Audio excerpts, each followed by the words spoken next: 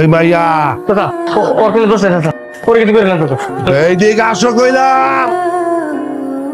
এই মায়েরে আমি নিয়ে যেতেছি, ঠিক আছে? কালকে সকালবেলা চেয়ারম্যান রে আমার উঠানে ডাকো, যে বিচার হবে সেটা তোমরা মাইনে নিবা, ঠিক আছে?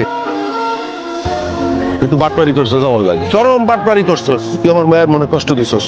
আমি বাড়তি একটাও দিয়ে পারবো না। তাহলে আমার মায়ের বিয়ে কর। তা অবশ্য ঠিকই কইছে, যে ঘরে ও বিয়ে করছে অত গরিব, মেয়েটার তো ঠকান যাইব না। তাইলে আমার মায়ের কি হইব? তোমার মেয়ের লগে ওরে বিয়ে দিবা, দুইজন মিলে ঘর সংসার করবো। চেয়ারম্যান সাহেব একদম ঠিক কথা কইছে, বিয়ের ব্যবস্থা করো। তাহলে এই কথাই রইলো, বিয়ের ব্যবস্থা করো, দুই বউ মিলে এটা ঘর সংসার করো।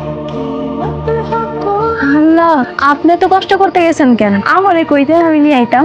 সমস্যা নাই, খাও। এটা কি হইলো? আরে চিন্তা করো না, আমি দুধের মধ্যে ঘুমের ওষুধ মিশাই দিছি, বুঝছো? সারা রাত ঘুমাইবো, তুমি আর আমি গল্প করবো, বলবো নাই?